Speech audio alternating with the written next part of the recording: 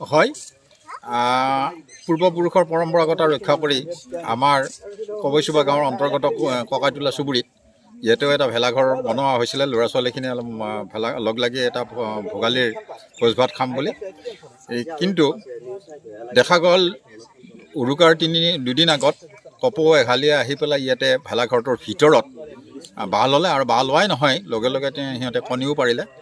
এই কপৌহালিৰ মৰমৰ কাৰণে প্ৰকৃতিৰ প্ৰাণীৰ প্ৰতি মমতাৰ কাৰণে আমাৰ ল'ৰাখিনিয়ে ভেলাঘৰটো জ্বলাই দিয়াৰ পৰা বিৰত থাকিল আৰু গাঁৱৰ মানুহক অৱগত কৰালে গাঁৱৰ মানুহখিনিয়ে আলোচনা বিলোচনা কৰি পেলাই ভেলাঘৰটো জ্বলোৱাৰ পৰা বিৰত থাকিলে। লগতে ভোজ ভাতৰ পৰাও ল'ৰা ছোৱালীখিনি বিৰত থাকিল। ইয়াৰ পৰা অলপ আঁতৰত ইহঁতে ভোজ ভাত খালে যদিও কোনো শব্দৰ ব্যৱহাৰ কৰা নাই বা অন্যান্য কোনো এটা সিহঁতৰ আমনি হোৱাকৈ কোনো এটা কৰ্ম ইয়াতে কৰা নাই।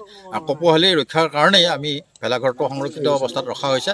যেতিয়ালৈকে সিহঁতে পোৱালি হাল ইয়াৰ পৰা যোগাই লৈ নাযায় তেতিয়ালৈকে ভেলাঘৰটো আমি সংৰক্ষিত অৱস্থাত ৰাখিম বুলি আমাৰ গাঁৱৰ ৰাইজে সিদ্ধান্ত লোৱা হৈছে।